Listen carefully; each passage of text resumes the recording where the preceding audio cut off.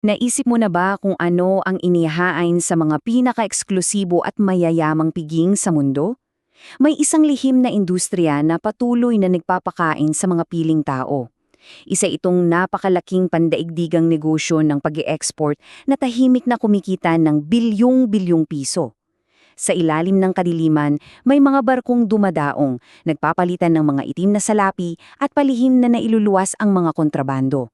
Pero alam mo ba ang talagang nakakagulat dito?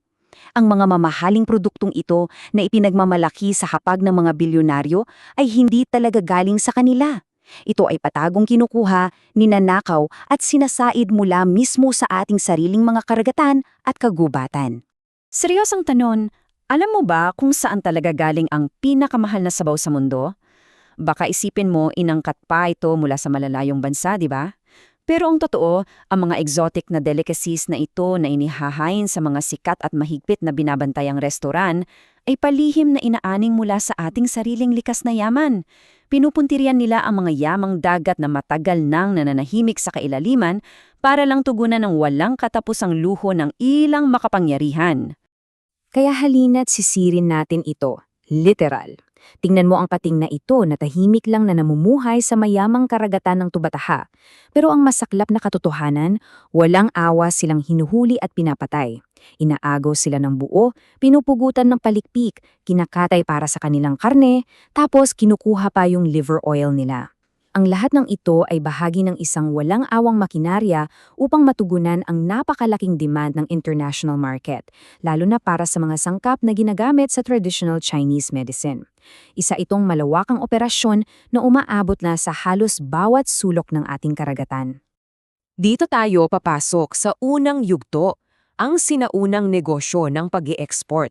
Kasi para lubos nating maunawaan ang ugat ng highly lucrative na negosyong ito, kailangan nating malaman na hindi lang ito basta modernong krimen na sumulpot kahapon. Ang totoo, direkta itong evolusyon ng isang pamamaraan na nagsimula pa daan-daan taon na ang nakalipas. Kung babalikan natin ang kasaysayan, mula pa noong 900 AD base sa Laguna Copperplate hanggang sa ika-14 na siglo, yung mga sinaunang dato natin. Nagtayo sila ng kapangyarihan at impluensya sa pamamagitan ng pagkontrol sa kalakalan. Ipinagpalit nila ang ating mga lokal na yamang gubat at dagat para sa mga prestige goods mula sa mga dayuhang mga ngalakal. Pero yung nagsimula bilang simpleng barter, nagbagong anyo na. Ang nakikita natin ngayon ay ang madilim na pamana ng sistemang iyon. Isang sinaunang istruktura ng merkado na kinontrol at ginawang moderno ng mga mararahas na sindikato. Ito talaga ang mismong pundasyon para sa bilyon-bilyong pisong wildlife smuggling natin ngayon. Ikalawang yugto, ang lihim ng Sulu Celebes.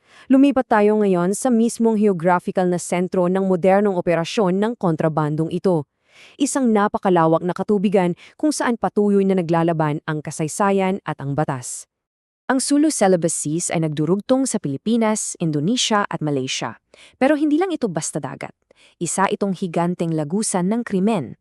Dahil sa malalim na makasaysayang ugnayan ng mga bansang ito, patuloy na sinasamantala ng mga transnational criminal networks yung mga tradisyonal na ruta ng kalakalan na walang regulasyon. Dito, talamak yung tinatawag nating IUU o Illegal, Unregulated at Unreported Fishing. Mga barkong nangingisda ng walang permit at walang kinikilalang limitasyon. Ito yung mismong sistema na nagpapadali ng napakabilis na pagpupuslit ng ating marine and terrestrial wildlife na diretsyong iniluluwas papuntang East Asia. Isipin mo ang isang simpleng daungan tulad nitong Lahad Datu. Mukhang normal na pantalan lang, di ba? Pero ang pang-araw-araw na abalang aktibidad ng mga mangingisda dito, yan ang nagsisilbing perpektong cover para sa mga malalaking sindikato. Gamit ang mga baybaying komunidad na ito, inililipat yung mga ilegal na kargamento mula sa maliliit na bangka papunta sa mga dambuhalang barko. Tahimik at tuloy-tuloy na ninanakaw ang mga yaman ng bansa natin araw at gabi sa mismong harapan ng mga walang kaalam-alam na otoridad. Isang perpektong krimen na nagtatago sa simpleng pamumuhay. Ikatlong yugto, bilyon-bilyong pisong kontrabando. Sino nga ba ang mga tunay na biktima ng kalakalang ito? At bakit patuloy na itinataya ng mga poachers ang buhay at kalayaan nila para sa negosyong ito? 6,500 piso. Isipin mo yan ng mabuti. Iyan na lang ang katumbas ng buhay ng isang panghidan ngayon.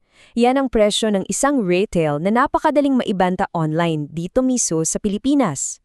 Ang napakalaking demand at ang hindi makapaniwalang kita mula sa mga bentahang tulad nito ang nagbibigay ng matinding insentibo sa sinumang desperado.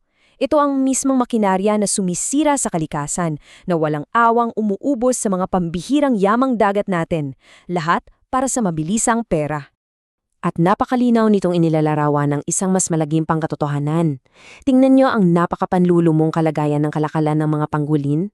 Buong mga hayop, ang mga walang labang na sunda at Philippine pangolin, hinuhuli sila, pinaugugulong sa takot at palihim na pinapatay.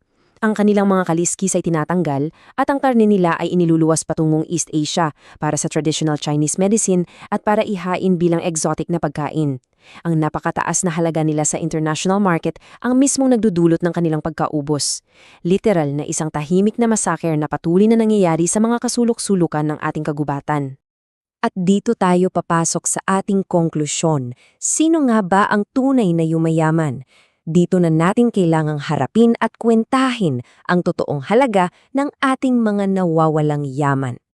Pakinggan ninyo ang malamig na katotohanan ito mula mismo sa mga eksperto. Ang mga pangolin ang pinakamadalas na i-traffic na mammal sa buong mundo at sila ay nasa malalang pagbaba dahil sa walang awang pangangaso. Alam niyo ba na bumagsak na ng hanggang 90% ang kanilang buong populasyon? Ang ating likas na yaman, ang mismong nag-iisang kayamanan ng bansa natin, ay unti-unting pinapatay, sinasaid at inuubos para lamang matugunan ang luho ng mga dayuhan. Kaya iniiwan ko sa inyo ang mabigat na tanong na ito. Kung ang likas na yaman natin ay tuluyang maubos para sa madilim na negosyong ito, sino ang tunay na makikinabang at sino ang mawawalan ng lahat? Ang pinakamatandang negosyo natin ng pag-export ay nagiiwan ng isang napakadilim na pamana. Isang pamanang dahan-dahan naglalaho mula mismo sa ating mga kamay.